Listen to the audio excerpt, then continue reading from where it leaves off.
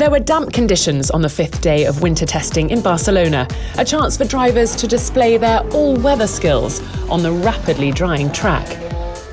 Having briefly topped the timing sheet, Alfa Romeo's Antonio Giovinazzi fell foul of the slippery surface, spinning his C39, spraying gravel left, right and centre, his rear wing clipping the barriers for good measure.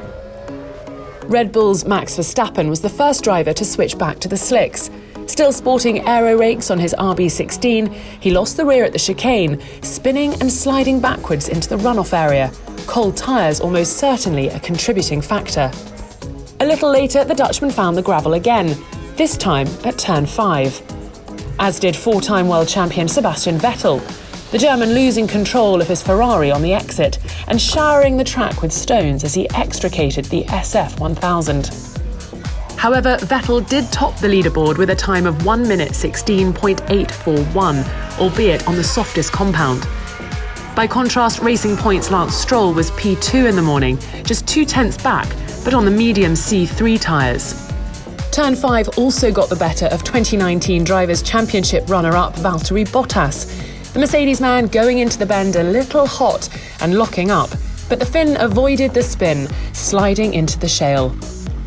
It wasn't just spins that brought out the red flags. Lewis Hamilton was forced to pull the W11 over to the side of the track with a power unit issue, the shutdown blamed on an oil pressure anomaly.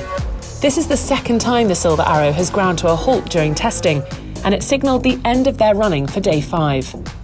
Nicolas Latifi was another that found the gravel on what was a mixed day for the Williams team. His fourth fastest time was just under 0.5 behind Vettel's best, which was impressive. However, his FW43's right side rearview mirror developed a crack in the afternoon. With the team looking to bounce back from a very poor 2019, they'll be hoping they can avoid the associated 7 years bad luck. The Renault RS20 had spent a large chunk of day 4 up on the blocks, restricting Esteban Ocon to just a couple of hours in the seat on Wednesday. Eager to claw back some time, and despite the wet conditions, the Frenchman went out early on the Inters, sliding around as he got to grips with his 2020 ride, finishing P8, 3 places ahead of teammate Daniel Ricciardo in 11th. Another who'd lost time yesterday was AlphaTauri's Pierre Gasly.